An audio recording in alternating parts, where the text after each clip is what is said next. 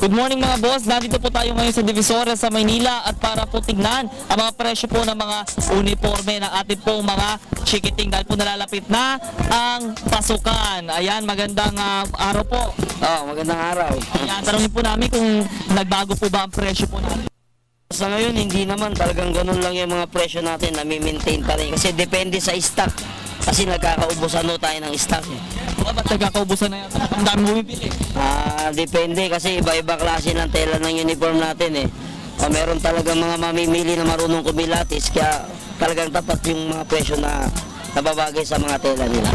Kadalasang mga yari na mga tela na Karamihan sa mga tela natin yung mga clothman. Yung mga clothman kasi natin, magagandang klaseng tela, tsaka talagang mga sulit yung ano niya, yung presyo niya. Talagang yung tamang binabayaran mong presyo, yung tama talaga sa tela. Yan, dahil simulan mo yung mga presyo, simulan natin ngayon yung presyo na atin. Dito sa mga, ano ba to, pambabae ba to o panlalaki yan. Yung clothman natin, simula sa size 6. Size 6 natin is nagkakalaga ng 120.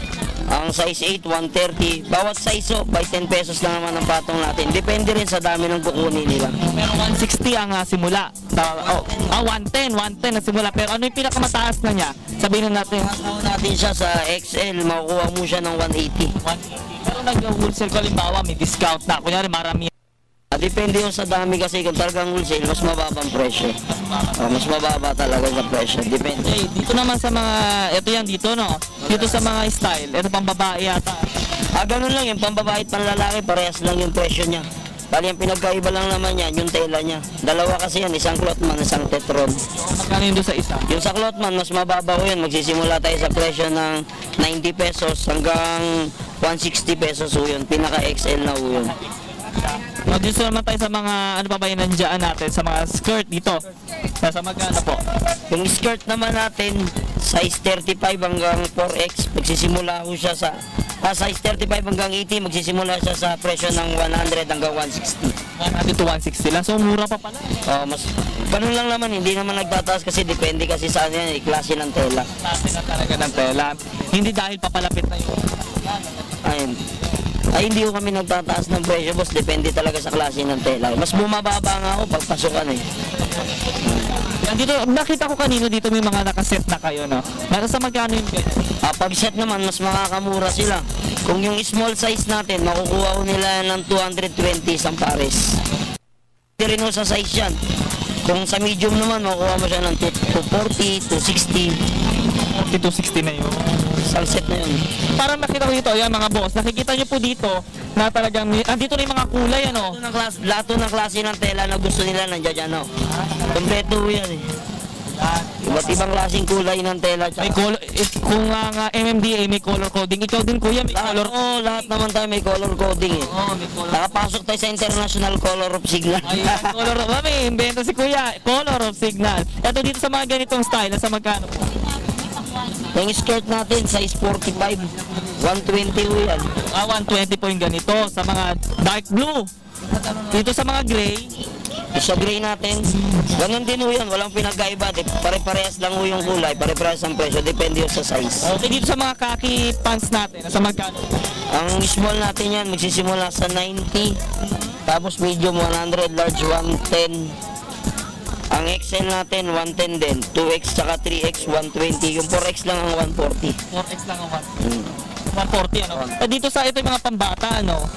Sa magkano yung ganito siya? Ganyan ho yan, mga short ho yan, mga binata na ho yan. Kasama na siya, isang style na lang. Sa size.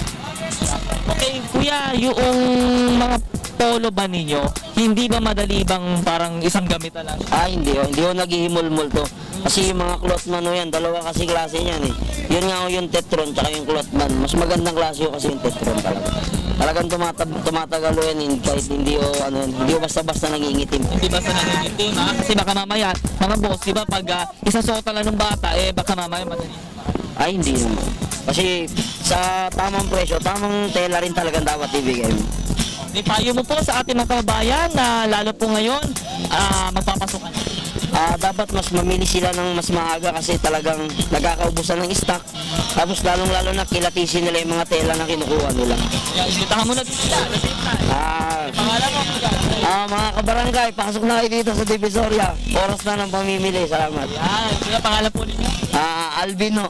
Ayan, si Alvin, maraming salamat po. Ayan mga boss, dahil papalapit na po ng papalapit ang pasukan, abay mag-rush na po ba? Kumbaga magmadali na po kayong mamili. Dahil po para maiwasan po ang, lalo na dumadami na. Nagsisikip nga, dami ng tao ngayon. Hindi na talaga mahulugang karayom. Ang dami ng mga namimili. Yan po na pinakahuling mga sitwasyon mula pa rin dito sa Divisoria sa lungsod ng Maynila. Para sa Telebisyon ng Bayan, Julius Tisamburon. Good morning, boss.